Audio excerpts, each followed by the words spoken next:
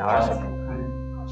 Buenas tardes a todos, soy Jaime Pérez, soy concejal de Cultura del Ayuntamiento de Benidorm y bueno, únicamente pues estar aquí con vosotros para dar la bienvenida a estas jornadas de un mar de filosofía. Que bueno, qué mejor título, ¿no? Para este espacio en el que nos encontramos y con esta playa de Levante detrás vuestra que bueno, que podéis disfrutar cuando queráis ahí, saliendo a la terraza un ratito a disfrutar de las vistas y del paisaje. Como he dicho, bueno, únicamente doy la bienvenida a todos, a Eduardo como director de las jornadas, a nuestro ponente de la charla de esta tarde, a Ángel Martín y a todos los profesores y al público en general que nos acompañan y que formarán parte fundamental de esta actividad. Con el apoyo a las jornadas de filosofía que iniciamos hoy y que se prolongarán durante el mes de marzo hasta el próximo viernes 22, desde la Concejalía de Cultura queremos subrayar la importancia de esas actividades vinculadas al mundo del pensamiento y de la ciencia. Cabe destacar la filosofía como disciplina formativa, entendiendo que pertenece a un campo fundamental de la formación humanística de la sociedad. La Sociedad de Filosofía de la provincia de Alicante tiene importantes lazos con profesores de filosofía de Benidorm y ha sido precisamente Eduardo, el jefe del Departamento de Filosofía de Pere María, la persona que ha coordinado estas jornadas y ha impulsado su realización en nuestra ciudad. Estoy seguro de que todas las ponencias van a ser muy interesantes y contribuirán a una mayor divulgación de las corrientes de pensamiento de nuestro tiempo. Bueno, ya os hemos comentado desde aquí en el Centro Municipal de Torrechó, un espacio emblemático, pues fue hace años el Ayuntamiento de Benidorm, actualmente es la Concejalía de Turismo, la Fundación Visit Benidorm y hasta hace apenas unos meses pues fue la Escuela de Personas Adultas, que ahora se ha trasladado a otro centro municipal.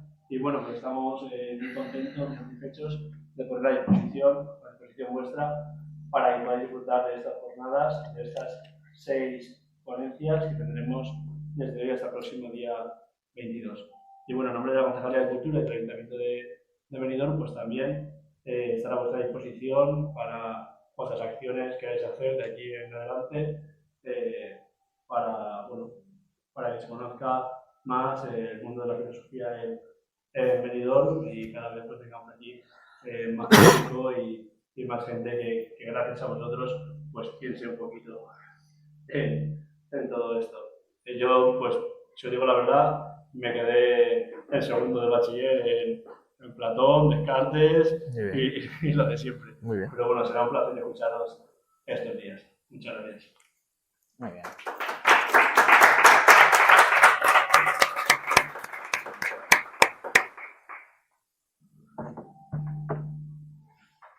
Bueno, yo tampoco voy a extenderme porque aquí lo que nos interesa es escuchar a Ángel, que es a lo que hemos venido, ¿no? Yo hablo hoy aquí un poco en nombre de la Sociedad de Filosofía de la provincia de Alicante, aunque me habría gustado que viniera la presidenta, pero no ha podido venir para un poco presentar estas jornadas. Y simplemente, pues, fundamentalmente agradecer mucho al CEFIR en la colaboración, agradecer mucho al Ayuntamiento que nos ha puesto las cosas súper sencillas desde el principio, desde el primer momento en el que les hemos planteado organizar unas jornadas de filosofía en Benidorm, nos ha parecido una idea estupenda y ha sido una cosa tan fácil de llevar a cabo que cuando me ha nombrado como organizador o director de las jornadas, puedo decir que prácticamente no he hecho nada porque nos lo han puesto tan fácil que no ha habido que hacer prácticamente nada, ¿no?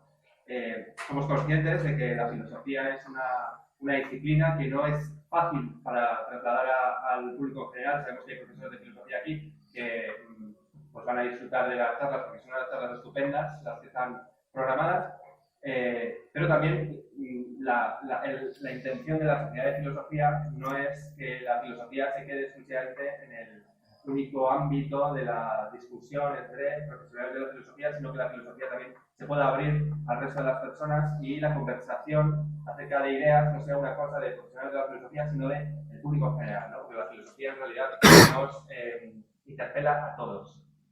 La charla que hoy nos presenta Ángel, yo la verdad es que tenía muchas ganas fundamentalmente de presentar a Ángel, porque, y ya no hablo como representante de la Sociedad de Filosofía, porque yo estoy muy agradecido a Ángel por todo su trabajo estos últimos años en la provincia de Alicante.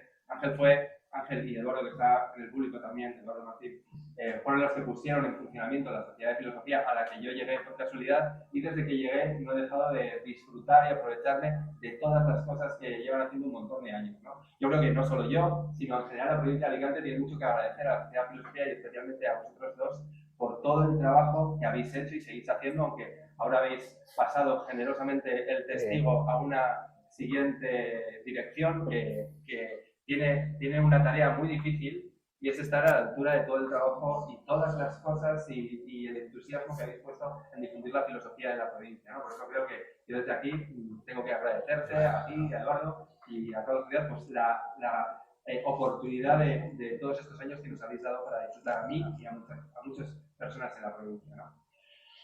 Aparte de eso, Ángel es un estupendo profesor de filosofía, es catedrático de filosofía, reciente catedrático de filosofía, bueno, sí. Y también es un magnífico filósofo y que nos lo ha demostrado infinitas veces cuando nos ha presentado en otras ocasiones charlas y pensamientos alrededor de las cosas que interesaban. Hoy, de hecho, nos trae una charla muy polémica. Empezamos el curso muy fuerte, porque empezamos el curso con un autor y con un libro que ha sido un autor muy discutido y espero también que muy discutible, ¿no? Como es todo en filosofía, ¿no? Una de las virtudes que tiene la filosofía es que todos somos a la vez enemigos y todos somos a la vez amigos, ¿no? Porque todas las ideas se pueden discutir, se pueden rebatir y se pueden proponer alternativas. Y es el caso de Mark Fisher, ¿no? Mark Fisher publicó en el año 2007, creo que es el año 2007, ¿no? Creo que sí. Realismo capitalista, sí. Que es un libro que ha sido una auténtica revolución en el pensamiento político, fundamentalmente en el pensamiento político de izquierda, donde ha traído tantos detractores como partidarios, ¿no? En los últimos tiempos en España, sobre todo con la reciente publicación del libro de Germán Cano sobre Mark Fisher, el interés por este autor se ha renovado y ahora está todo el mundo desde el ámbito de la filosofía política volviendo a repensar las ideas que este autor propuso en el 2007. Yo creo, no sé si Ángel está de acuerdo conmigo, pero yo lo planteo, creo que tiene un poco que ver porque es un autor un poco pesimista, que nos describe un presente terrible del que parece que no podríamos escapar, que nos oprime y nos asfixia.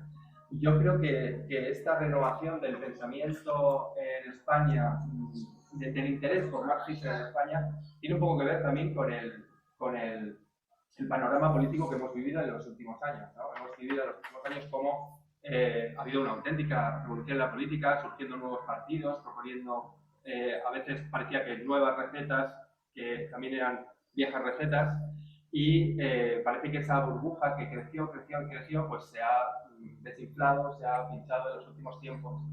Y tengo la sensación que Mark Fisher aquí es como un refugio sobre todo de la izquierda, que en un momento dado siguió ciegamente a autores como Gramsci o como Laclau, y se dieron cuenta o se han dado cuenta de que, por decirlo de alguna manera, el populismo de izquierdas o el populismo de Laclau pues no ha tenido recorrido o no puede tener recorrido en España tal como se había pensado. Y este repliegue de estos pensadores, de estos filósofos al pensamiento de Mark Fisher, creo que tiene que ver un poco con esa digamos, ese fracaso de la izquierda de los últimos años, ¿no? Fundamentalmente por eso, porque Mark Fisher es la intención, el pensamiento, yo no sé lo que Ángel pensará, pero a mí se me presenta como un autor muy problemático porque es muy pesimista y parece que no nos deja salir de un presente horrible en el que no queremos vivir, ¿no? Y esto parece que es el pensamiento de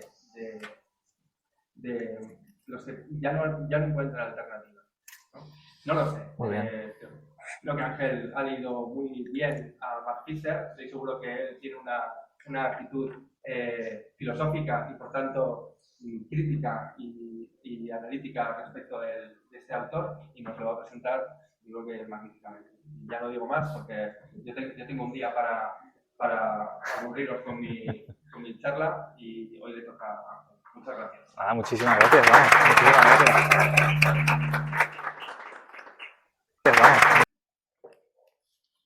¿Se oye mucho la música? Está puesta a propósito. La cuestión es si se oye mucho. Casi que me voy a alejar del micrófono porque veo que solo genera problemas. Yo creo que se me escucha allí, ¿no? Al fondo. Porque ha estado ahí con ese rum rum un poco molesto. Entonces, la música tiene sentido. Lo que no quiero es que aplaste o que se superponga a mi propia voz. Luego lo explicaré. Bueno, muchísimas gracias al ayuntamiento, a los organizadores, a Eduardo. La verdad es que estoy muy abrumado, tengo que decir, porque esto de presentar estas jornadas es para mí un poco, la verdad, lo digo sinceramente, abrumador. Luego, pensándolo un poco, me he dado cuenta de que es bueno, en el sentido siguiente. No habéis escuchado al resto de ponentes. Entonces, para cuando los escuchéis y veáis la calidad de la gente que nos acompaña, mi recuerdo ya estará lejos, ¿verdad? Y entonces, pues ya no podréis, ¿verdad? Prenderme porque ya no estaré, aunque espero venir a escuchar alguno de vosotros, eso espero. En fin, has dicho algunas cosas ya de salida muy interesantes, que ya darían solo lo que has dicho para pasar de... He preparado una presentación, debo decir, no con la intención de que nos centremos en la presentación. La presentación solo me sirve a mí. Lo siento, no está hecha para vosotros, está hecha para mí.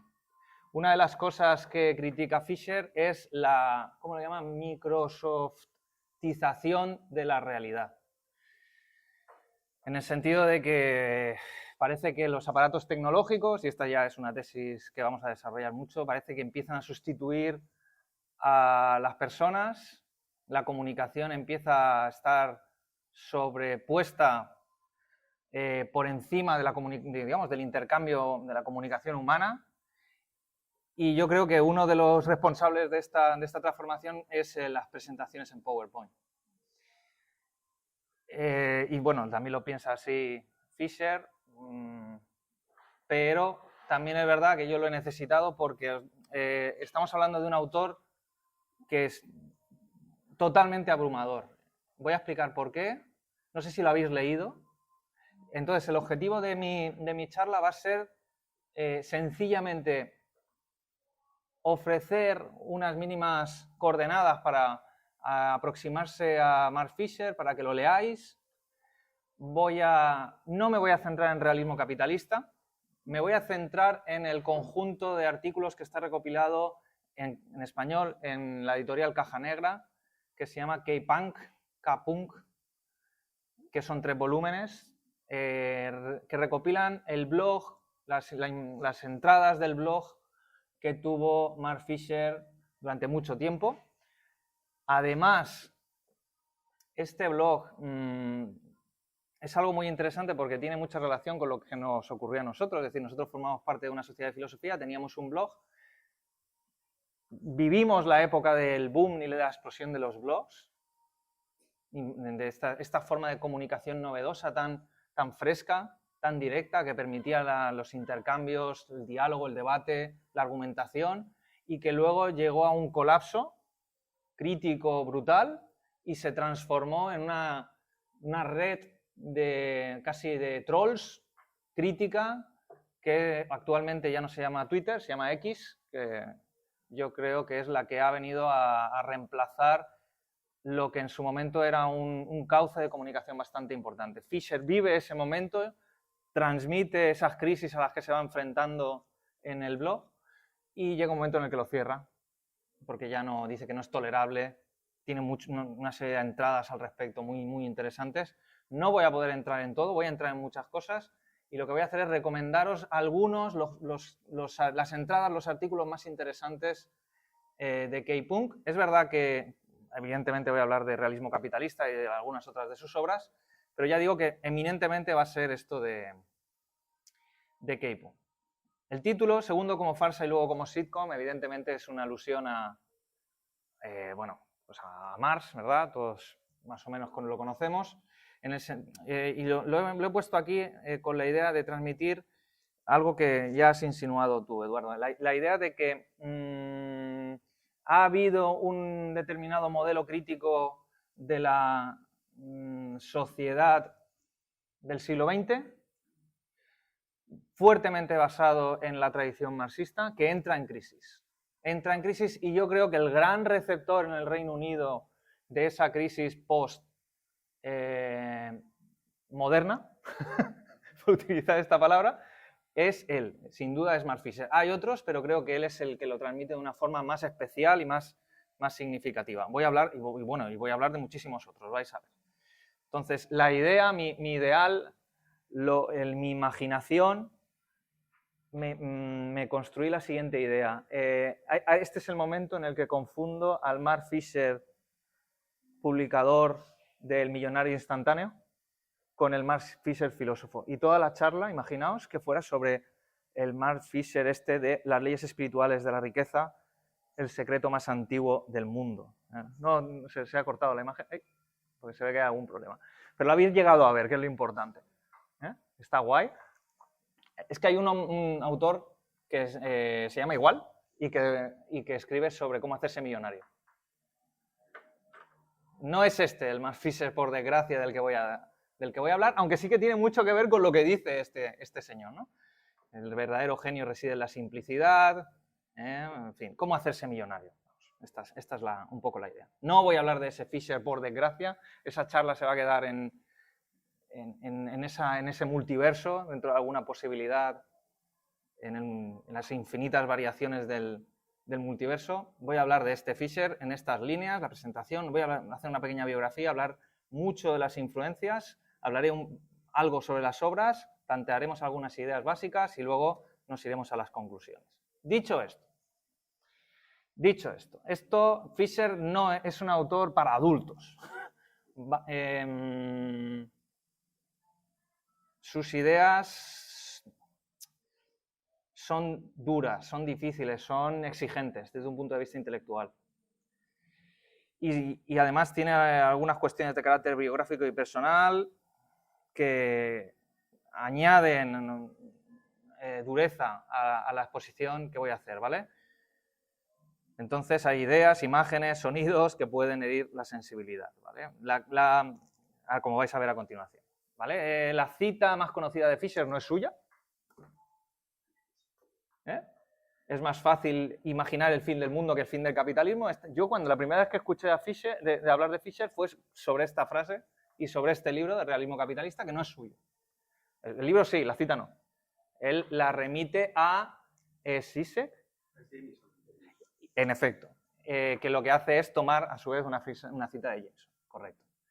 Pero bueno, se le ha quedado esa etiqueta, ¿verdad?, a Fisher y bueno, prácticamente tampoco es que haya que hacer demasiado esfuerzo por alejarla porque muchas de sus temáticas y el pesimismo del que vamos a hablar aquí, que has planteado, es un pesimismo muy ambivalente en el caso de Fisher. Yo creo, y esta sería una tesis, hablar al final, que la trayectoria, Fisher lleva a cabo un bucle, no sé si vicioso o virtuoso, en el sentido siguiente. Creo que al final de sus obras se percibe como un cierto regreso a sus tesis originarias, muy, muy próximas a un autor del que luego hablaré, que se llama Nick Land, y a todo el círculo de ideas del colectivo al que pertenece Fisher al principio de su carrera intelectual. Esto espero demostrarlo ahora después, ¿vale? Pero es una tesis sobre la que valdría la pena trabajar, ¿vale?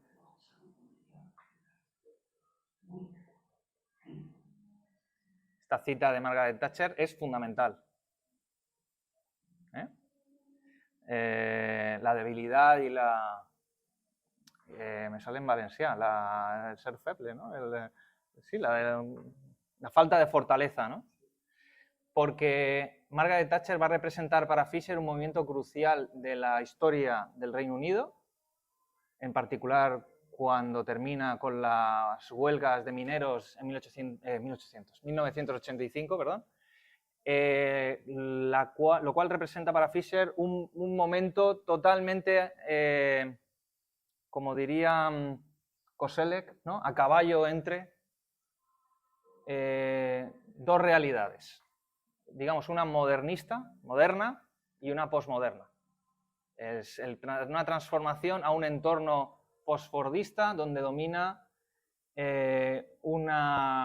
vamos a decir así, una atmósfera de pensamiento, como lo va a definir Fischer, que es el realismo capitalista. Pero antes voy a hablar un poco de cuestiones muy básicas. La manera en la que Fischer lleva a cabo su reflexión filosófica es extremadamente peculiar. No es un autor académico y, de hecho, el propio Fischer reconoce que él desarrolla su pensamiento, digamos, frente a las exigencias y los métodos y los criterios de la academia. Él lleva a cabo su tesis doctoral, la publica relativamente joven, con 31 años, Constructors Fat Line, y la experiencia para él es tan demoledora que a partir de entonces se plantea una nueva forma de ejercitar el pensamiento, digamos que ejerciéndolo a través de lo que se suele llamar cultura popular. No es que reflexione sobre la cultura popular y los elementos de la cultura popular, sino que esa cultura popular es para él el magma, el nutriente que le lleva a la construcción de las ideas, eso sí, muy influidas por autores académicos, más o menos a contracorriente, como vamos a ver. Entonces, esa coordinación, esa combinación entre filosofía ejercida y filosofía representada, en el caso de Fischer, se da de una forma muy peculiar, como vamos a ver. Y no digamos la cuestión de la filosofía inmersa, filosofía exenta. La intención de Fischer es eminentemente performativa, activa y transformadora. Y esto lo va a hacer, y lo pretende transmitir, lo pretende recoger de una tradición que es la música popular. Yo os digo la verdad, cuando lo leía al principio, yo no daba crédito porque para él la música constituye un núcleo fundamental de transformación política. La música tiene un mensaje político, no mensaje se queda corto, tiene un efecto de acción política transformadora para Fischer fundamental. Y esto, yo escucho música, no soy especialista en música, pero a mí esa asociación entre música popular y filosofía, y además en un sentido político fuerte, me resultaba muy chocante. Pero para Fischer eso es tesis básica, a diferencia de lo que... Por tanto, está muy bien porque rompe con los esquemas cognitivos de lo académico y lo no académico. Lo popular, vamos a decir así,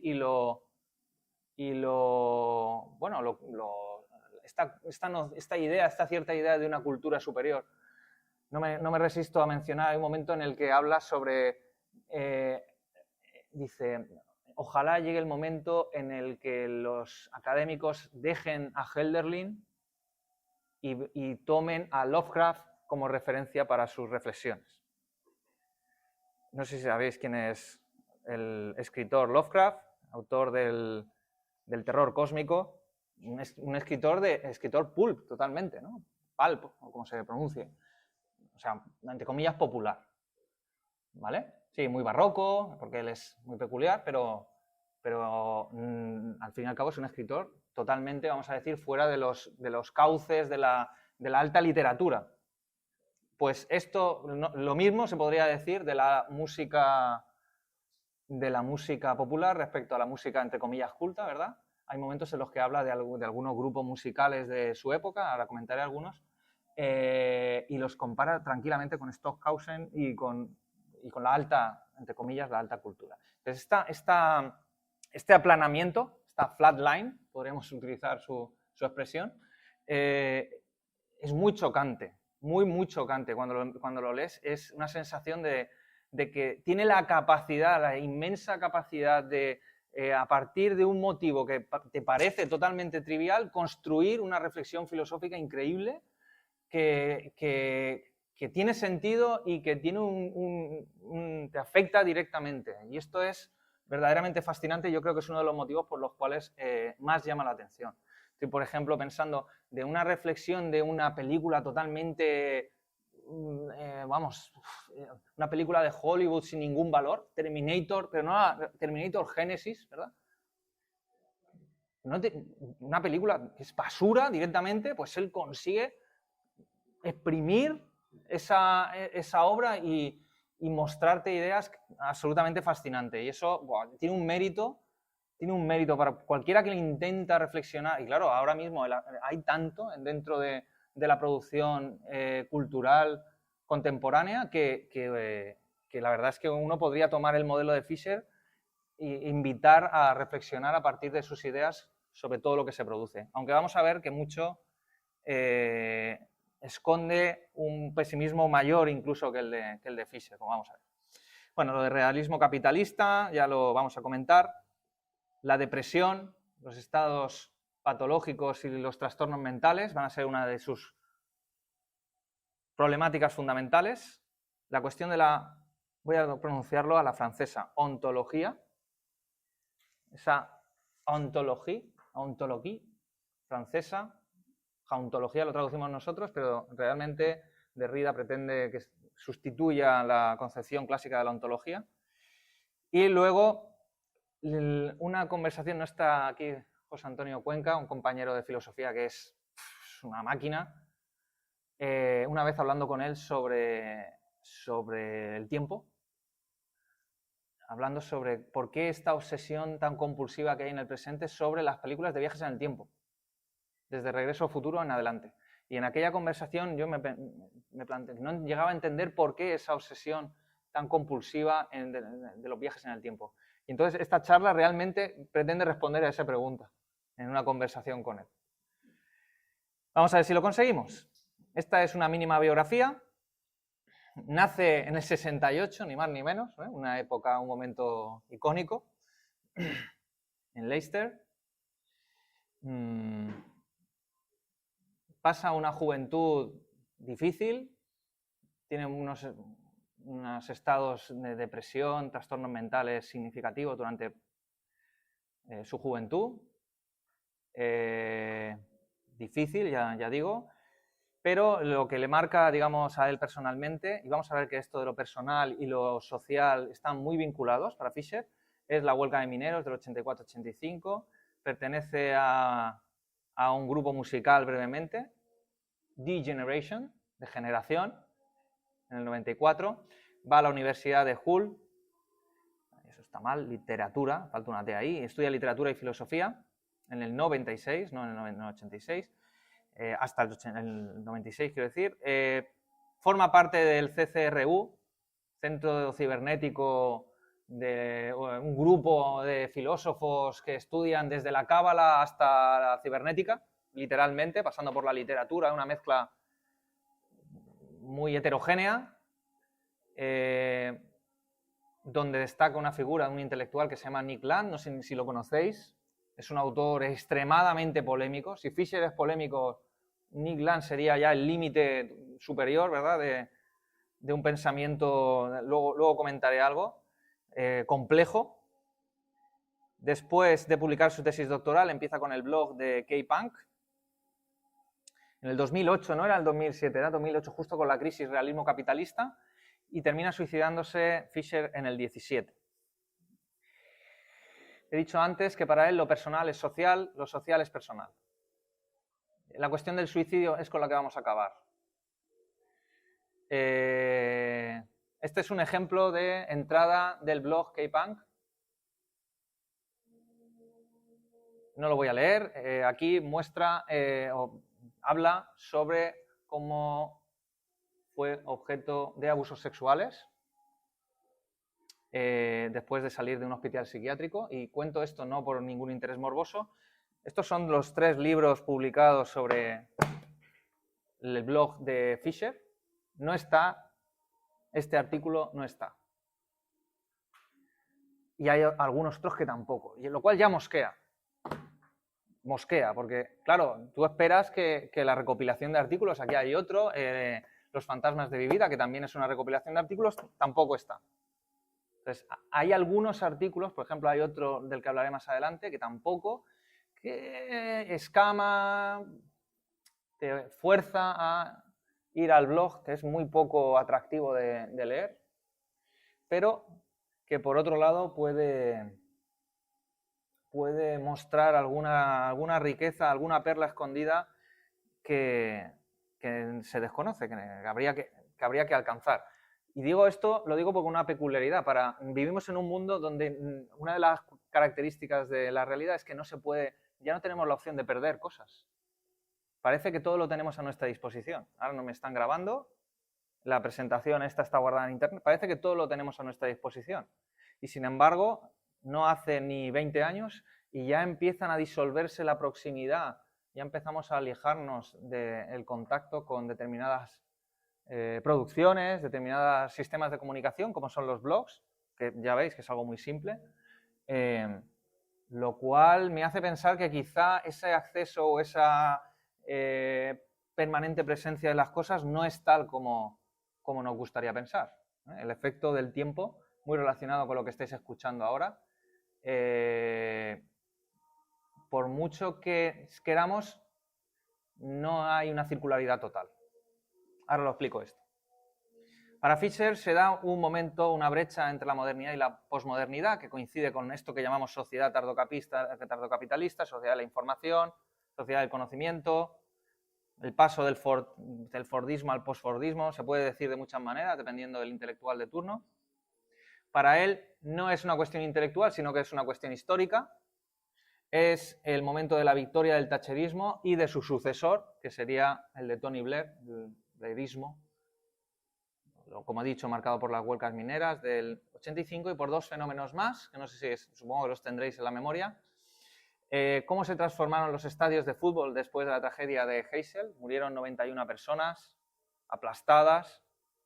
Después de aquello hubo una transformación muy fuerte en los estadios de fútbol. Una de las cosas que destaca Fisher es cómo los asientos ya están puestos de uno en uno. Ya no puedes estar sentado en una zona colectiva, en grupo, sino que se te enumera, por decirlo así. Estás en una zona de individualización. Esta individualización para Fisher refleja muy bien una de las características de este capitalismo tardío, que es la progresiva desaparición o práctica extinción de lo social, que es precisamente una de las frases de Margaret Thatcher: lo social no existe, conocidísima cita.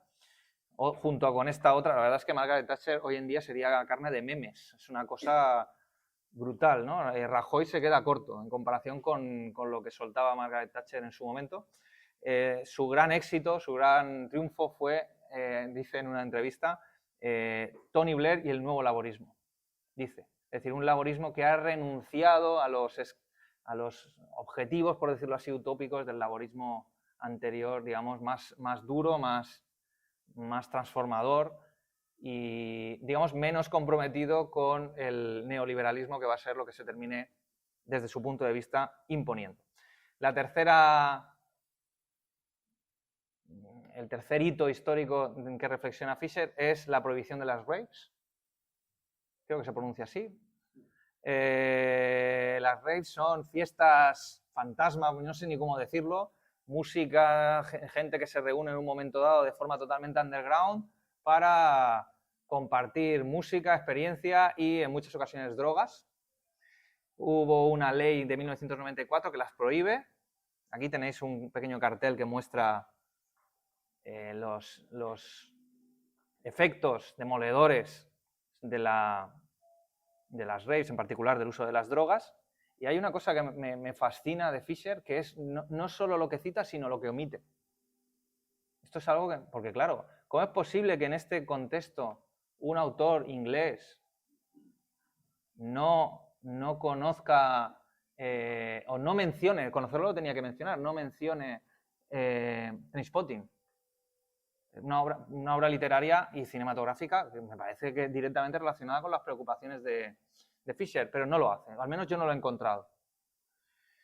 Lo que sí hace es relacionar, de una forma muy directa, la música que se está produciendo en esta época con los eventos históricos. En particular, en este caso, un disco de Mark Stewart, que es, lo tenéis aquí, el de 1985. Dice Fisher, fue la intensiva banda sonora político-libidinal de la batalla por los corazones y las mentes libradas entre el capital y sus enemigos en Gran Bretaña. El capital, como veis, escrito con K, es algo que solía hacer Fisher en K-Punk. Jugar, bueno, su capacidad de jugar con el lenguaje es, en algunos momentos ya, la construcción de neologismos abruma. Porque está continuamente jugando, transformando términos y creando neologismos, no sé, que tiene una facilidad de creativa verdaderamente asombrosa. ¿Vale? No sé si decirlo, pero lo voy a decir. Bueno, como decía, esta imagen, yo creo que tal cual, todavía no la he encontrado, pero me obsesiona de encontrar la imagen de un manga japonés que se llama Akira, en la que aparece este mismo personaje prácticamente igual. Una de las ideas que voy a sostener aquí, Fisher se basa completamente en las ideas del cyberpunk. Supongo que más o menos sabéis lo que es, habéis visto Neuromante o como mínimo Blade Runner o obras similares. Para Fisher, el núcleo del cyberpunk está evidentemente en el Reino Unido. Neuromante de Gibson sería la obra de referencia junto con Ballard y otros autores. Los Ángeles sería la otra referencia, la de Philip K. Dick en Blade Runner. Bueno, sueñan los androides con ovejas eléctricas, pero yo creo que le falta el componente oriental, que es donde está el más puro cyberpunk. No voy a poner el vídeo de Trainspotting, supongo que todos lo habéis visto, ¿no? Es que si no, me falta tiempo, pero lo tengo aquí puesto, pero no quiero ponerlo. Todos lo conocéis. Ese inicio es sublime, y nihilista, sublimemente nihilista. Entonces yo creo que hay que intentar evitar esa identificación de Fisher con el nihilismo pesimista que refleja esa película. O en general ese pesimismo de aquí no hay salida, no hay escapatoria. O sea, no es Fisher tan claramente pesimista en este sentido como bueno, lo que aparece en esa obra. De hecho, yo creo, y esta sería mi tesis, que Fisher se sitúa entre dos extremos. El realismo capitalista se sitúa entre dos extremos. Lo que llama el popismo, poptismo, optimismo, de muchas formas, el nihilismo absoluto, y lo que él va de alguna manera a reivindicar y defender, que vamos a envolver en el término modernismo popular. ¿Vale? Entonces, esto lo dice el propio Fisher en Políticas de la Desidentidad. Yo he puesto... Bueno, Fisher estaba totalmente en contra de este posmodernismo de citas, de buscar continuamente la referencia de otros autores. Yo estoy totalmente enfermo, yo lo reconozco, por ese trastorno, y no hay nada que me moleste más que el hecho de que me den algo sin citármelo, sin citarme la obra de referencia. Es algo que me genera auténtica obsesión, ¿vale? Entonces, todas las referencias que yo voy a deciros están correctamente referenciadas, si no hay error. No hay cosa que soporte más, lo voy a decir aquí porque esta tendencia de utilizar el sistema APA de citación, bueno, pues debo ser yo el único que cuando veo un autor y una fecha se va a la bibliografía a buscar el autor y la fecha y no está. No sé si eso es algo, no sé si es que yo tengo algún tipo de enfermedad, pero la manía de citar con el sistema APA me parece una infecta basura que se ha extendido una más en nuestro mundo académico. Porque luego no coinciden las bibliografías con lo que se está diciendo que se está citando.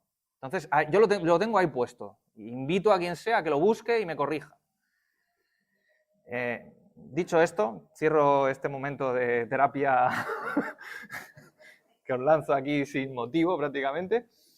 Peterson, no sé si lo conocéis, sería el representante quizá de este optimismo, de esta reflexión de las virtudes y las bonanzas del liberalismo o neoliberalismo. Tuvo un debate con Zizek, ¿no? Bueno, a mi juicio penoso, pero es verdad que es un autor muy influyente en este campo, o al menos yo lo he encontrado como representativo de esta apología del neoliberalismo. Por el otro lado, ya os he dicho, Trainspotting, no solo la obra de Wells o la película de Danny Boyle, sino todo este ambiente intelectual que sería el cyberpunk, digamos, más hard, más duro, el de Neuromante, estas obras que parece que no ofrecen absolutamente ninguna alternativa a esta realidad en la que vivimos, en la que estamos totalmente sumidos y de la que no hay ninguna salida. Esta es la idea del cyberpunk más duro que, bueno, aunque no sea estrictamente cyberpunk, yo veo en esta obra de Trainspotting, que ya digo, el propio Fisher no menciona, porque él está muy metido dentro de esa cultura tecnocapitalista de finales del siglo XX. Entonces, ¿qué se está produciendo dentro de este contexto del presente del realismo capitalista? Lo que llama, tomando una cita de Berardi, la lenta calcinación del futuro. La supresión de una expectativa de transformación. Es esta idea del fin de la historia de Fukuyama, digamos cumplida, pero ya no en el horizonte intelectual, sino en el inconsciente cultural, dice Fisher. Ya hemos asumido que más allá de esto no hay nada. El problema es cuáles son las consecuencias de esa asunción. Y esto es muy interesante, es decir, es como si estuvieran agotándose no solo los recursos naturales, sino los recursos culturales, y hubiese un progresivo empobrecimiento cultural y psicológico que al final conduce indefectiblemente a una especie de depresión, de un estado de anedonia pesimista, del que luego comentaré, verdaderamente abrumador. Y esto es un poco contra lo que Fisher se va a oponer. Y entonces voy a hablar un poco antes de eso de las influencias, porque fijaos que lo primero que aparece aquí es una utilización de una de Bifo Berardi, no sé si sabéis quién es un pensador italiano que precisamente vincula, bueno, él es un activista de izquierda que vincula mucho la cuestión del capitalismo con los trastornos mentales. Tiene varios libros sobre el fin de sobre los problemas del capitalismo respecto a la generación de un determinado estado mental necesariamente depresivo. Y esto evidentemente interpela mucho a Fisher, que vive en un contexto, ya digo, personal complejo. Aquí tenéis lo del irritante bombardeo de citas postmoderno. Yo desgraciadamente os voy a irritar en este bombardeo de citas, intentando al menos clasificar. Mi idea era un poco clasificar el pensamiento de Fisher que él no hace, porque él no lo hace, él te lo da todo. Y es tan abrumador que tener unas mínimas líneas, unas coordenadas de interpretación, a mí me resultaba muy útil para entenderlo. Esta es una cantante, Siouxsie and the Banshees, es de un grupo precisamente de lo que, digamos, aquel movimiento musical con el que más se identifica Fisher, que es el post-punk. Fijaos en esta cita, toda mi vida futura parecía intensamente compactada en esas imágenes sonoras, Ballard, Burroughs, dub, disco, gótico, antidepresivo, hospitales psiquiátricos, sobredosis, muñecas cortadas. Demasiados estímulos como para siquiera comenzar a asimilarlos. Si ni ellos mismos entendían lo que estaban haciendo, ¿cómo podría hacerlo yo mismo? Esta es un poco Esto forma parte de un artículo que se llama No más placeres sobre Joy Division, un artículo sublime en Los fantasmas de mi vida, donde habla interpreta este grupo de Joy Division y analiza cómo es de un nihilismo ultra radical. Porque Fisher se toma muy en serio no solo la música, sino las letras de las canciones de esta cultura popular. Y eso es algo que también, claro, nosotros estamos tan acostumbrados a escuchar música en inglés que no entendemos, que a veces no, por lo menos yo, reconozco que no paras a pensar en esas letras, y sin embargo Fisher se las toma muy en serio, muy en serio, a la escala de cualquier obra literaria de primera magnitud. Entonces ahí tenéis sus referencias: filosofía, literatura, música, televisión, cine, arte. No vamos a verlas todas en detalle porque es imposible, pero sí me voy a centrar en las dos más importantes, que son, voy a hablar un poquito de música, un poquito de literatura, un poquito de filosofía, un poquito de televisión. Ya veréis por qué. Aquí la influencia más decisiva, la doble influencia más decisiva es un autor que no sé si conocéis, se llama Simon Reynolds, autor de Retromanía, entre otros ensayos. Es un crítico musical, teórico de la cultura. Y este libro de Gray Marcus, muy conocido, no sé si lo conocéis, Rastros de Carmín, la historia, dice, secreta del siglo XX a través de, sobre todo, los movimientos culturales y en particular la música. Marcus entiende la música como una perforación de la realidad. Fisher toma la idea de Attali, este es otro crítico musical, los cambios fundamentales en la organización económica son presagiados por la música, para que veáis la importancia que da Fisher a la música popular, ¿no? Todo el asunto de la teoría pulp o teoría ficción es un modo de hacer teoría, como digo, a través de, no sobre, las formas culturales populares. Esta es una idea que él implementa de una forma tan extraordinaria que hay momentos en los que uno, cuando lo lee, dice, no, esto es una tomadura de pelo. Hay momentos en los que llegas a una especie de colapso de no puedes aceptar lo que te está diciendo Fisher. ¿Cómo va la música a transformar el mundo? ¿Cómo va la música a transformar el mundo? Claro, esto Fisher me diría, es que tú eres un realista capitalista, maldito seas, ¿no? Tienes que escuchar más, tienes que ser mejor, ¿no? Tienes que transformar tu identidad. Esta va a ser una idea fundamental para Fisher. La idea de que hay que luchar contra la propia identidad. Lo cual es una idea que siempre me ha parecido fascinante, ¿eh? Os reconozco que esta idea, la idea de conócete a ti mismo de Sócrates, que me parece el auténtico leitmotiv de la filosofía, para mí el gran filósofo de la historia, el único filósofo es Sócrates, yo lo digo de forma provocativa porque sé que por ahí hay gente que no está de acuerdo conmigo. En algún momento es algo que hemos discutido y que, vamos, es un tema que me encanta. Creo que este es el auténtico leitmotiv de la filosofía y que Fisher se lo toma muy en serio. Bueno, ahí tenéis una portada. Cuando Fisher habla de música, incluye también la estética, bueno, de las portadas de los antiguos vinilos.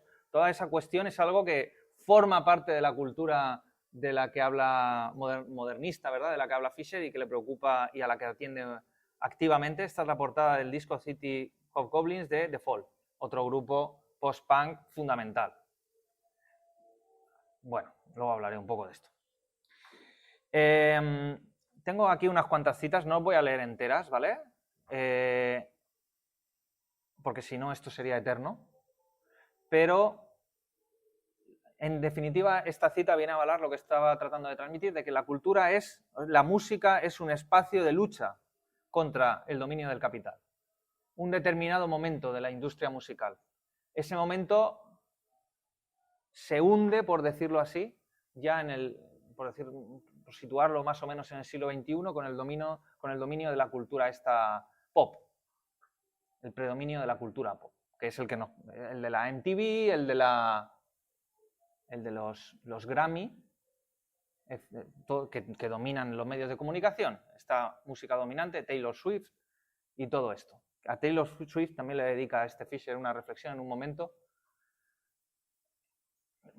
Y para él esto representa el fin de un momento, esta contrarrestar el predominio del capital es decir, esta música política que se desarrolla durante el post-punk. Además, esto también lo sitúa en el tiempo, con en 1985, como veis, ¿no?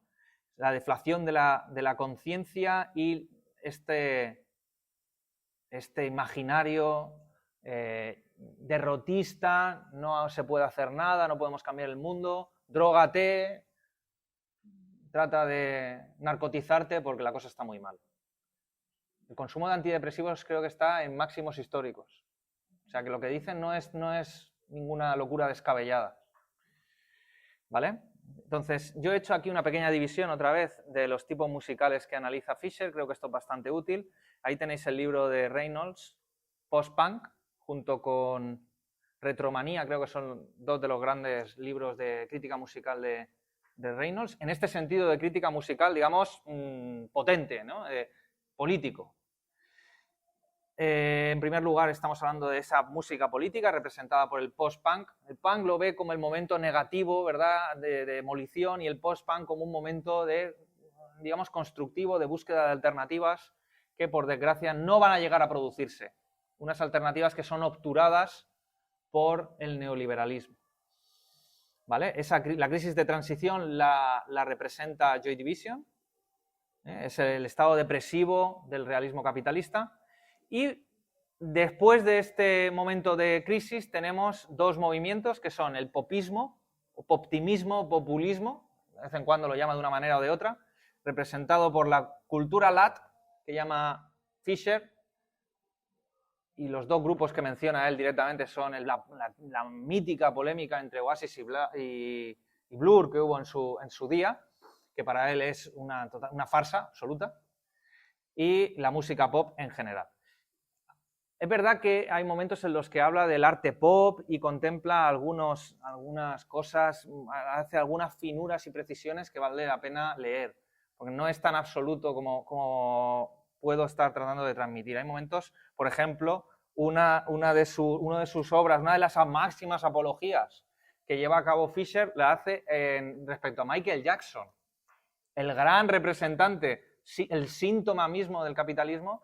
Pues aquí Fisher es el editor de este texto y la verdad es que hace una auténtica apología del primer Michael Jackson, diciendo que era algo totalmente abrumador que, por desgracia, colapsó en las fórmulas prototípicas del mercado, ¿vale? Una oportunidad perdida, por decirlo así. Una expresión que utiliza de forma recurrente es la de Marshall Berman, que tenéis ahí. Todo lo sólido se desvanece en el aire, como una de las características de la posmodernidad. Luego está la paradoja, el hecho de que el propio Berman atribuye ese desvanecimiento no a la posmodernidad, sino a la modernidad. Muchas veces habría que pedirle a la gente que definiera esto de moderno o posmoderno, qué quiere decir, porque son expresiones sumamente confusas. Nosotros hicimos el año pasado, creo, un curso sobre Blumenberg y la modernidad. Y cuidado, hay que utilizar las palabras, estas ideas filosóficas, con mucha cura, con mucha precaución, porque pueden ser sujetos de mucha confusión. Aquí la modernidad está entendiendo la Fisher como ese momento que se produce años 60 en adelante, donde hay una conciencia de que una transformación de la realidad, la transformación política, es posible. Mientras que el posmodernismo sería la toma de conciencia de que tal cosa se ha derrumbado. Con un grado de complejidad ontológica o metafísica muy grande, y luego comentaré algo al respecto, pero esta es un poco la simplificación de lo que plantea Fisher. Luego tiene otro contenido, que es otro análisis, el más extraordinario y el mejor sin duda, que es este análisis de la música que llama música ontológica, que sería aquella música que de alguna manera recupera esos pasados perdidos que no se llegaron a realizar con la idea de poder recuperarlos. Y esa reflexión es magnífica y hace un recorrido por grupos más musicales relativamente desconocidos como Burial, o The Caretaker, que es el que está sonando, verdaderamente extraordinarios, que os invito a leer, de verdad, porque lo que pueda decir yo al respecto no le hace justicia. Ahí tenéis las influencias musicales más importantes de Fisher, uno sobre todo Simon Reynolds, Ian Penman y Kodo Eshun. Estos autores traen dentro de la crítica musical las referencias filosóficas de Deleuze y sobre todo de Derrida. Fisher empieza a formarse filosóficamente a partir de las lecturas de estos críticos musicales, ni de la escuela ni de un entorno académico ortodoxo es de donde recibe Fisher esta influencia, sino de la crítica musical y de la música en general. Y esto es muy significativo y marca totalmente el hacer intelectual de Fisher. Ya digo, con 16 años, en aquella época estaba leyendo textos donde se citaba a Derrida y a todo lo que es el movimiento posmoderno. Yo pienso hoy en día, nuestros alumnos, en fin. Las preocupaciones intelectuales de mis alumnos, bueno, yo tengo suerte de contar con gente absolutamente genial, pero en general, por desgracia, me parece que las preocupaciones intelectuales son o van en franca disminución. Bueno, ahí tenéis algunos de los discos que analiza. De todo esto hace un análisis exhaustivo Fisher, ya digo, en K-Punk. ¿Vale? Tricky, Burial, Caretaker, For Your Pleasure de Roxy Music, Roughage Crew. Incluso llega Fisher a analizar esa calavera que le identifica, ¿no? La calavera esta virtual no está hecha por casualidad, no es esto con lo que se identifica, tiene su significado, digamos, tanatológico. Ya digo que, bueno, en fin, mucho estudio ahí, mucho análisis, muy fructífero y muy interesante. Para Fisher, la música valiosa es la música política. Ya he dicho, esto ya lo he comentado, esto de que la música no es un mero entretenimiento, sino que tiene un efecto político transformador real, hasta el punto de que lo aplica, lo justapone a textos de carácter político fundacional muy importantes, como los de Negri y Hart, Imperio, o este texto de Commonwealth, no sé si lo conocéis, de Negri y Hart. Aquí tenéis un esquema, he puesto a la derecha, digamos, lo que pertenece a la escala neoliberal, a la izquierda lo que no es eso. Lo siento, no llego a más. Es así. Pues hay momentos en los que analiza a Kylie Minogue, a Madonna, Oasis, Blur, el hipismo de los años 60, que lo ve como un infantilismo hedónico, evidentemente el romanticismo como el gran movimiento modernista, y a las alternativas que son el mod, el glam, el punk, el dubstep, el jungle, el rave music, el art pop, músicos o cantantes o grupos como Moloko. Todo esto lo analiza, lo distribuye en coordenadas y lo estudia hasta la evolución de esos mismos autores, los va estudiando, como muchos de ellos van inclinándose progresivamente hacia, digamos, lo que se llama una mercantilización estándar. Todo eso lo analiza, ¿eh? Bueno, la crítica a los hippies es demoledora. Incluso a ese feminismo de los hippies, la cuestión del feminismo es muy importante para Fisher, no es una cuestión en absoluto menor. Aquí hay un texto donde habla al respecto de eso, pero bueno, luego mencionaré algo. Lo que he comentado del jacksonismo yo creo que es el más importante de las investigaciones de Fisher, hasta el punto de que él es editor, llega a ser editor de una editorial que se llama Zero Books, y este es un libro editado por la editorial, donde no solo él, sino muchos intelectuales hablan sobre el efecto de un Michael Jackson que se va convirtiendo progresivamente en un zombie, en un esclavo del capital, por decirlo así, y perdiendo ese carácter auténtico, que lo tenéis aquí en la cita. Michael Jackson podría haber sido un emblema de la universalidad queer si su disforia y su rareza hubieran encontrado la forma de llegar a la música. Billie Jean no es uno de los mejores singles que jamás se hayan grabado. Ojo, es una de las más grandes obras del siglo XX. ¿Vale? Es el canon de un músico devorado por el modelo del espectáculo, ¿no? Es la cuestión de la sociedad del espectáculo de Guy Debord, ¿no? Del libro La sociedad del espectáculo, también es una influencia fundamental para Fisher. Dice, un auténtico caso de corrupción de las esperanzas ejercitadas a través del baile. ¿Qué habría pasado si hubiera permanecido como bailarín? Esta es su reflexión, ¿no? Pero no ocurrió. No ocurrió. Eso fue un personaje totalmente dominado al final en su vida entera, de principio a fin, por los medios de comunicación. Hace poco he estado leyendo un libro maravilloso que se llama Metafísica de la pereza, que hace un análisis similar de esta cantante, ¿cómo se llama?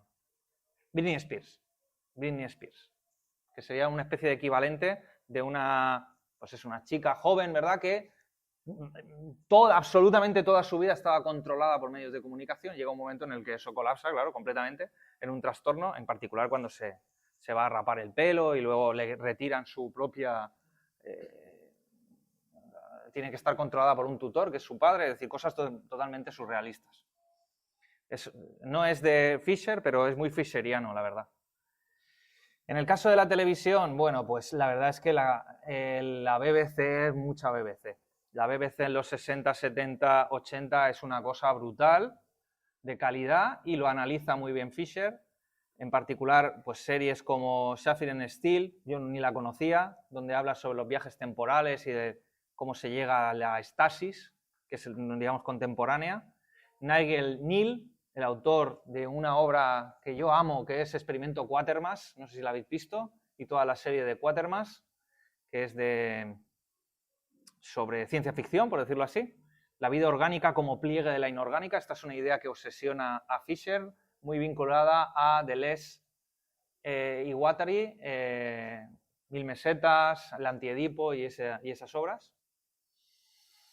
O una obra de Fassbinder, otro director absolutamente maravilloso, para televisión, que es El Mundo Conectado, donde trata sobre unos científicos que están investigando a una sociedad que han creado virtualmente, y se da bueno, muere el científico que lo lleva y su sucesor se da cuenta de que él mismo vive una simulación. Él mismo vive en una simulación. Esta idea de la simulación, de Baudrillard, ¿no?, de cultura y simulacro, puesta en imágenes. En el caso de la literatura, tela marinera, la literatura digamos, que bordea, que envuelve el entorno de Fisher, ¿no? J.G. Ballard, Philip K. Dick, que estos son palabras mayores. No sé si habéis leído algún libro de estos autores, Ballard en particular, Crash, o la exhibición de atrocidades. Directamente, yo diría que es una literatura demente, esquizofrénica totalmente. Dura, difícil de leer. Digamos, una novela, en el caso de Ballard, novela posrealista, esquizofrénica, donde la subjetividad es erosionada por completo. Y ya en el caso de Philip K. Dick, esto ya es... Philip K. Dick llegó un momento en el que estaba tan trastornado que uno de los grandes escritores de la historia del siglo XX, que es Stanislav Lem, escribe un texto sobre él. No sé si lo conocéis, Stanislav Lem, es autor de Solaris, una joya literaria de primera magnitud, escritor real.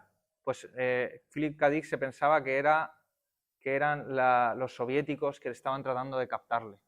Bueno, o sea, paranoia, todos los trastornos mentales los llegaba a tener Dick.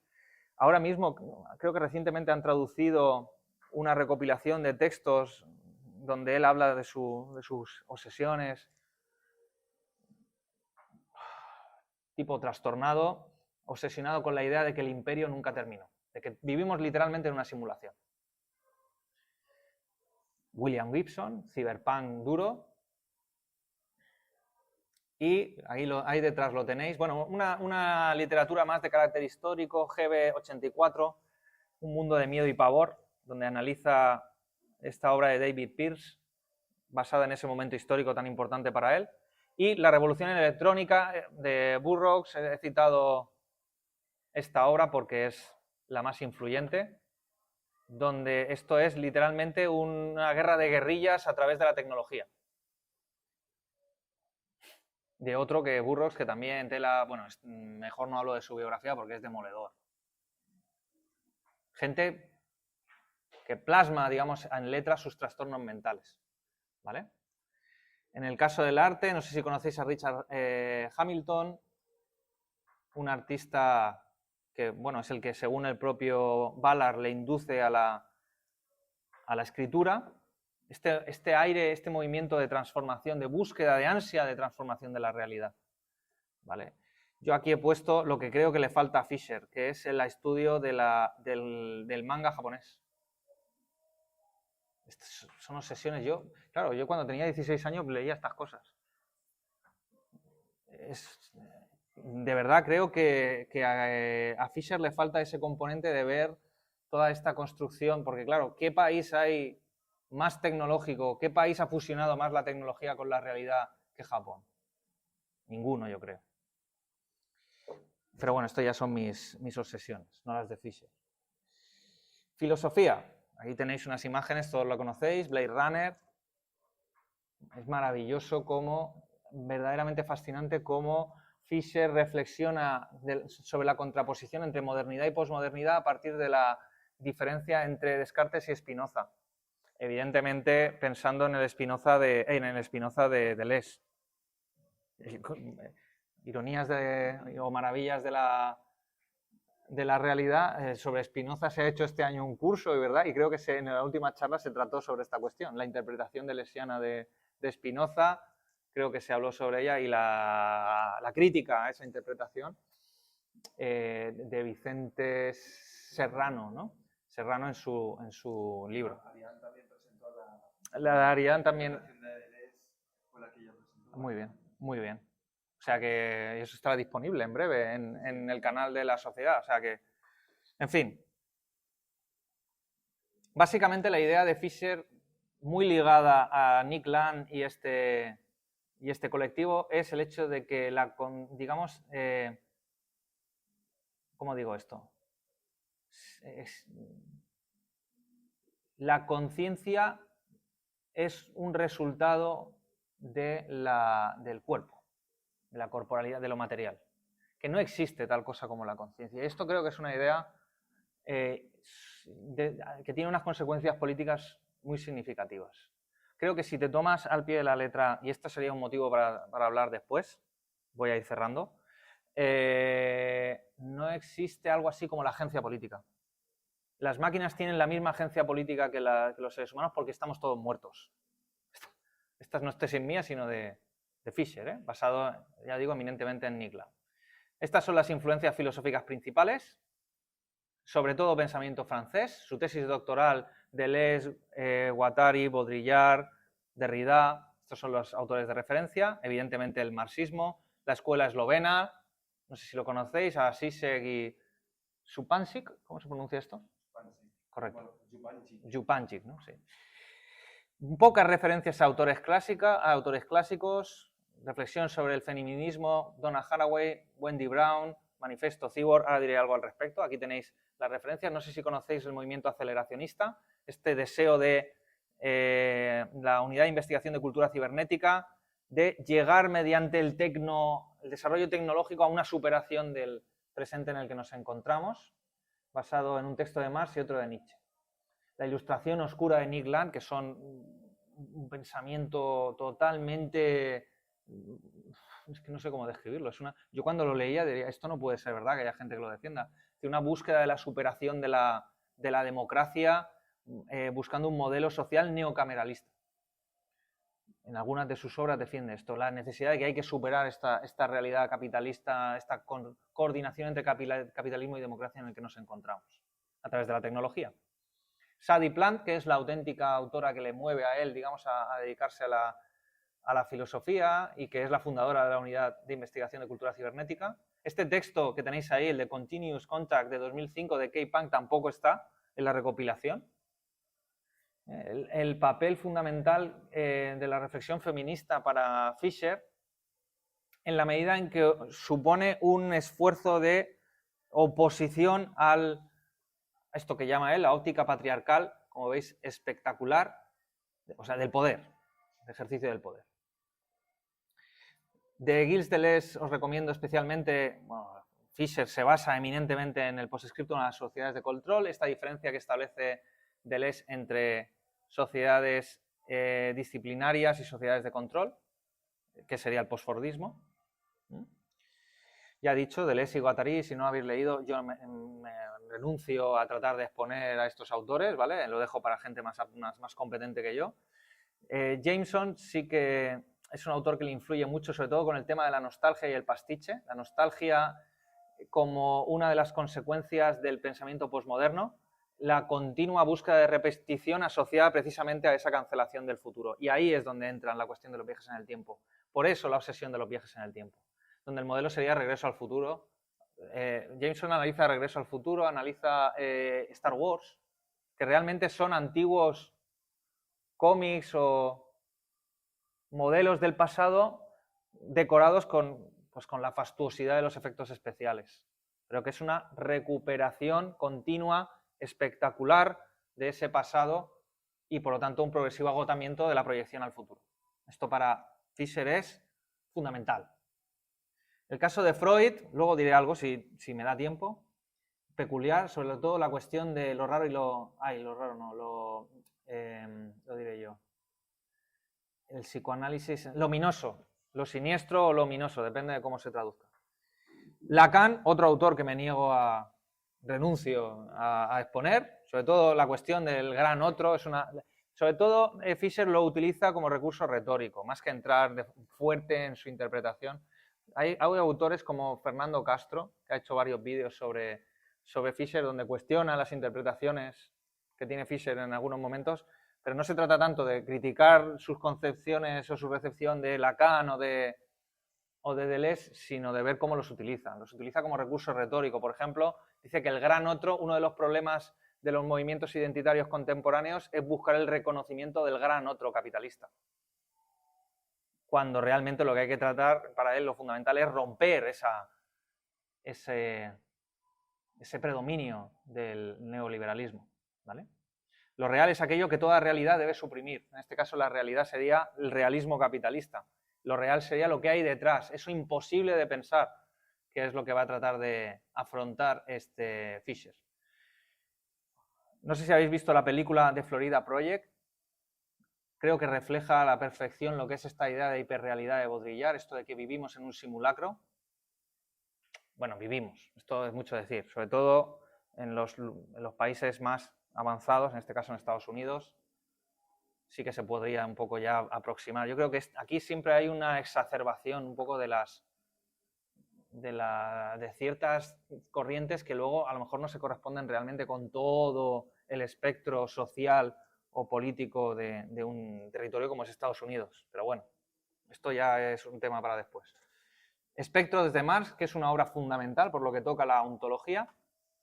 Otra película que os recomiendo porque Lyotard, que es otro filósofo del que habla Fisher, mucho menos, pero que también habla del estómago de tuxteno y carburo del capital. Y no sé si habéis visto una película que se llama Titane, que ganó el Festival de Cannes hace unos años. Pues tiene mucha relación con esta concepción, muchísima relación, de una mujer que tiene un accidente y digamos que su cuerpo adquiere el carácter mecánico. La fábrica de la infelicidad, que sería el capitalismo, el neoliberalismo contemporáneo, de Berardi, Franco Berardi. Y otro autor que recupera Fisher, sobre todo al final de su K-Punk, en un libro que no llega a publicar, pero del que sí tenemos la introducción, que es El comunismo ácido. Marcuse de Eros y Civilización, ¿no? No sé si lo sabéis, pero sale como personaje en una película de los hermanos Cohen, que es Hail Caesar, que os recomiendo encarecidamente que veáis. Maravillosa película de los hermanos Cohen. Bueno, también hay autores de la institución académica, sobre todo los estudios culturales, no voy a entrar en ello, Raymond Williams, Hogarth, Stuart Hall, como veis, muchísimas referencias. En el caso del cine, ahí tenéis pues todo lo que analiza. Lo más conocido quizás sea Hijos de los Hombres, que es con el que empieza realismo capitalista. Esto de que la imposibilidad de que nazcan niños, ¿verdad? Como un reflejo de la imposibilidad de crear algo nuevo dentro de este contexto. Pero a mí lo que más me fascina es el análisis que hace de la pasión de Cristo. Luego os diré por qué. Estoy acabando, aunque parezca que no. Y luego hace referencias brutales, por ejemplo, a obras que yo no ni conocía. El Londres que nadie conoce. Una obra del 68 creo que es, donde se va recorriendo el Londres, digamos, más desconocido, obras que aparecían en la BBC, debe ser, que es el equivalente cultural a aquella... ¿Cómo se llama este programa que veíamos nosotros de niños? El de la bruja avería... La bola de cristal. La bola de cristal. Hace poco revisité, porque está disponible en RTV, la bola de cristal, que tiene literalmente cortos en blanco y negro de Harold Lloyd. No sé si lo tenéis en la cabeza. Eso lo veíamos nosotros. Hoy en día, ¿quién te pondría dibujos animados? No ya un programa infantil donde te pone vídeos de Harold Lloyd. Pues esto, un poco esta infinita universo de posibilidades, ¿no? Es el que refleja la BBC de la época y la importancia de una televisión con una potencia cultural importante, ¿no? Esa imagen que tenéis ahí de Terminator, por cierto, no es del Terminator original, sino de la versión que se hizo posteriormente de Terminator, que replicaba a la perfección la escena inicial del primer Terminator. Para que veáis esta obsesión con el pasado, recursiva, regresar, revisitar continuamente, hacia atrás, hacia atrás, hacia atrás, casi de una forma patológica. Entonces, ¿cuáles son las características de su pensamiento? Pues él coge todo lo que hemos visto hasta ahora, lo absorbe y lo plantea en sus obras. Entonces, yo he puesto 4 ideas fundamentales. La idea de resentimiento de clase. Él se considera que no es bueno para nada, tiene un trastorno brutal, es decir, como el que tengo yo del síndrome de, ¿cómo se llama?, del impostor, que estoy yo teniendo, pero él para absolutamente todo lo que hace en su vida. La nostalgia del modernismo, la imposibilidad, esta anulación del futuro que solo la cultura popular puede de alguna manera mantener abierta. Lo personal como algo social. Lo personal es un producto de lo social y no hay una disociación, no hay un individualismo brutal, no hay un individualismo cerrado como el que pretende el neoliberalismo, sino que realmente hay una conexión, hay un resultado, una estructura social que es la que condiciona nuestra subjetividad. Esto es una idea clave para Fischer. Y esta situación de desmotivación crónica de trastorno. Los conceptos fundamentales de la crítica fischeriana son estos 4. Género, la crítica a la noción de género, la crítica, evidentemente, a la noción, al concepto de raza, evidentemente, la crítica sobre todo y especialmente a la idea de clase, la reivindicación de la idea de clase, y un añadido muy interesante que es la crítica o el análisis del deseo o del goce. ¿Vale? Buscar esta transformación del deseo, porque al fin y al cabo parece que nuestras sociedades capitalistas son sociedades del deseo. Sin embargo, para Fischer es un deseo totalmente anhedónico, porque es un deseo prácticamente maquinal y repetitivo y circular, que no permite ningún tipo de escapatoria. ¿Vale? Aquí tenéis un texto fundamental en este sentido de Fischer, se llama Salir del castillo de vampiros, uno de sus artículos más polémicos. Fijaos, la capacidad de producir, cuidarnos y disfrutar como uno de los objetivos de la construcción de ese futuro posible, en otro texto del que ya he mencionado, Comunismo ácido. O este otro de nuestro deseo, por ahora nuestro deseo no tiene nombre, planteando precisamente eso, de que ese horizonte futuro todavía no está configurado y que lo que hay que hacer es imaginar esa configuración. Y en esa imaginación performativa se podría realizar ese futuro, al fin y al cabo. Las obras principales de Fischer las tenéis, son Constructors Flatline. Esta yo creo que es la obra más pesimista de Fischer, la más próxima a Nick Land. El materialismo gótico, ¿vale? Hay un texto brutal en la página 79 y 80 donde plantea el hecho de que todas las teorías que se pretenden críticas con el capitalismo son una pura ficción. Lo tenéis ahí en la página 79-80, maravilloso texto. El texto, digamos, más conocido del realismo capitalista, que aborda multitud de ideas. Las más importantes yo creo que son las del cinismo subjetivo, que esto es algo en lo que cuando lo lees te sientes identificado, ¿no? Te piden un montón de cosas desde un punto de vista administrativo que tú sabes que no sirven para nada, pero aún así las haces. O sea, las cumplimos porque tenemos un residuo subjetivo de nuestra creencia, como monadológico, ¿verdad? Donde estamos ahí en contra de lo que nos están pidiendo, aunque lo hacemos. Claro, que lo importante es lo que se ejecuta, no lo que tú piensas. Y esto es precisamente lo que esa dualidad cínica permite. El voluntarismo más mágico, esta idea de que si quieres puedes conseguirlo, eso lo llaman voluntarismo mágico, sublime. Evidentemente la marketingización de la realidad. En educación, yo que soy de ese ámbito lo veo con meridiana claridad, ¿vale? La conversión del sujeto en un deudor adicto, la deuda permanente y además con la adicción que toque, ¿verdad? Sea, yo que sé, pues la PlayStation, la televisión, la droga o lo que toque.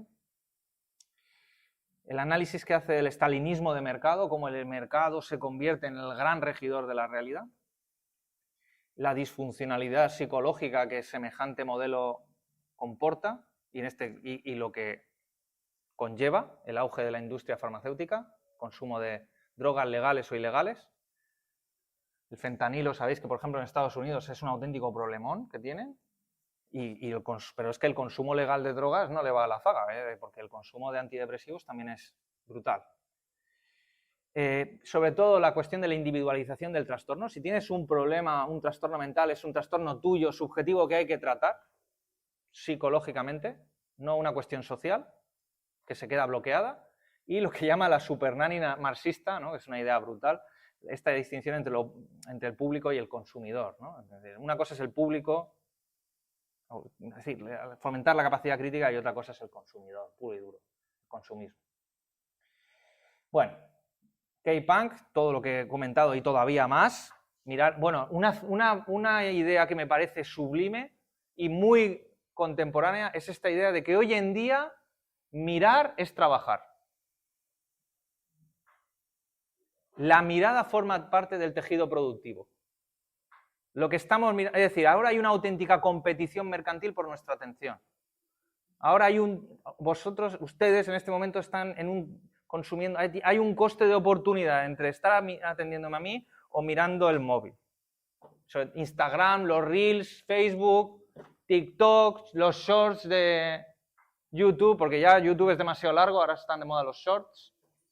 Esa exigencia de atención continua que produce valor. Por lo tanto, forma parte del capital.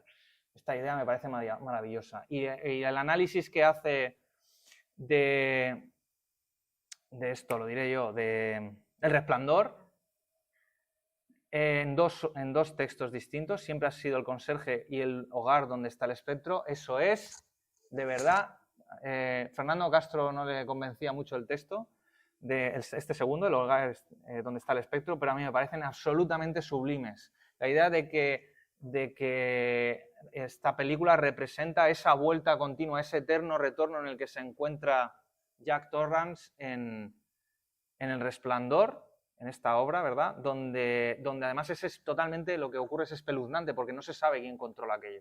Hay una continuación, no sé si supongo que estará basada en un libro, pero vamos, nada que ver con la película. Esta fotografía todos la conocéis, es Jack Nicholson en el 1921 en el Hotel Overlook. Bueno, ¿cuál sería el nombre de nuestro proyecto positivo? Pues él renuncia a la idea de comunismo y plantea el hecho de que, como digo, está por construir. Los fantasmas de mi vida, que yo creo que si queréis iniciaros en Fisher, más allá de realismo capitalista, es el texto que hay que leer. Una recopilación de textos sublimes. Esta idea jauntológica de que aquel modernismo popular ha dejado espectros que hay que intentar recuperar.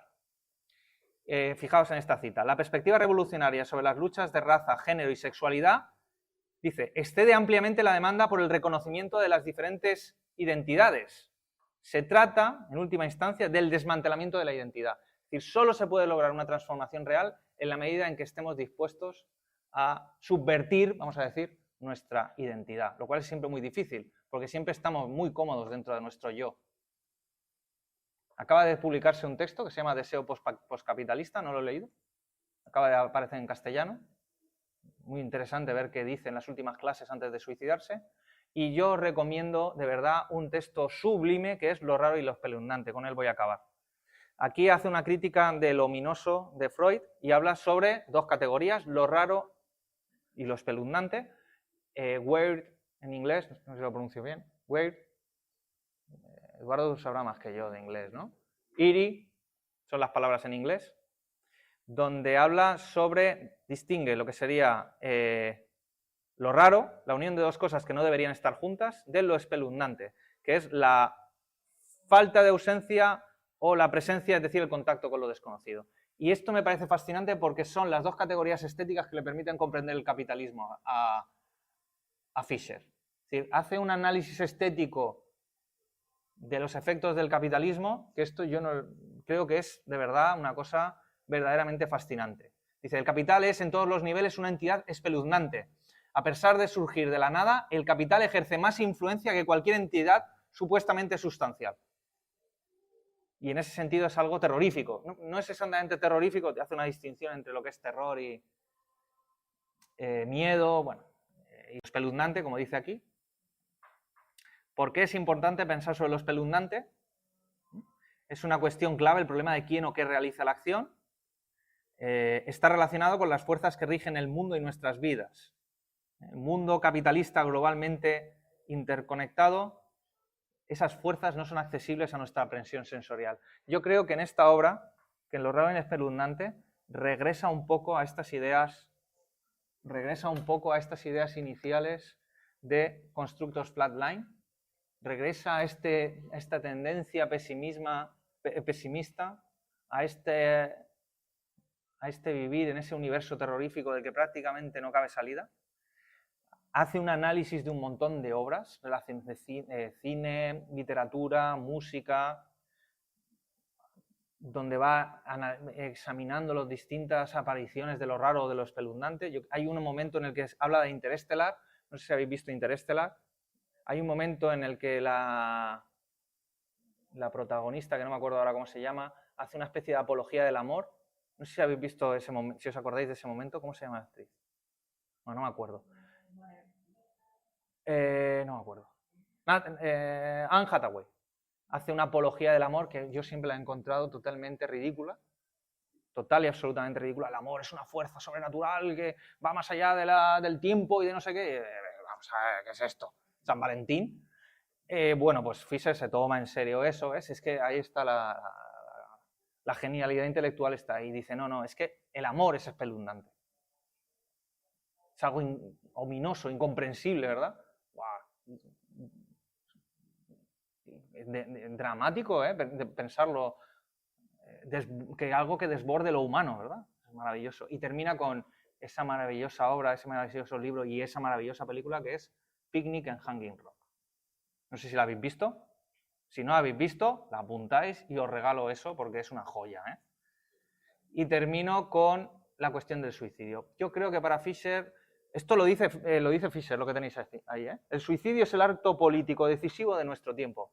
Toma la cita de Franco Berardi. Yo creo que esto se lo toma Fisher en serio. Solo si actúas como si estuvieras muerto puedes ser libre.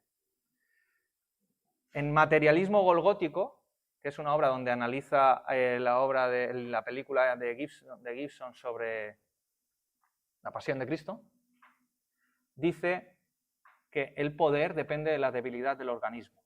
El ejemplo de Cristo insiste, mejor dejar que el organismo sea torturado hasta la muerte que inclinar la cabeza ante la autoridad. Y al final de Lo raro y lo espeluznante termina con esa calma espeluznante. Al dejar atrás las pasiones que nos unen al mundo corriente, literalmente abandonamos este mundo. Yo creo que esto es una tesis totalmente... Vamos, no puedo sostenerla sobre... Esto sería una hipótesis, ni una tesis. Yo creo que Fisher llega a un momento de colapso donde ve que realmente esa pregunta de no hay alternativa realmente no la encuentra. Creo que en esta reflexión estética es donde más claramente aparece reflejado y eso le conduce a ese ejercicio político totalmente agónico que sería el suicidio. Si lo personal es lo social, creo que ahí hay un mensaje, ahí hay una moraleja, por decirlo así, problemática, que es qué acción política cabe en esta sociedad. Bueno, termino. Evaluar a las figuras de la cultura por su presunta influencia, por su legado, es un tic posmoderno atroz. Este es mi tic posmoderno, ¿vale? Ahí me tengo que reconocer. Es completamente inimaginable que cualquier equivalente de su obra pueda emerger en las condiciones actuales. Esto lo dice Fisher de Ballard y yo lo tomo de Fisher para referirme a Fisher mismo. Yo creo que es algo inigualable. Estos son lo que ustedes pueden encontrar en las bibliotecas públicas de Fisher, en la Comunidad Valenciana. 3 libros. Así nos va. No digo más. Y estos son obras, yo creo, muy vinculadas al pensamiento de Fisher. En castellano, Remedios Zafra con la cuestión del entusiasmo, toda esta precarización en el mundo moderno, la metafísica posmoderno, la metafísica de la pereza, esta necesidad de tener este ciclo permanente de deseo y de realización, ¿verdad? Un análisis de la música que no llega a ser el de Fischer, pero que se le aproxima, que es el trap de Ernesto Castro, un libro que acaba de salir sobre la filosofía de la resistencia de Carlos Javier González. Creo que son libros contemporáneos que reflejan muy bien la influencia que ha tenido este filósofo teórico-cultural en el presente. Y termino con una cita de Shakespeare.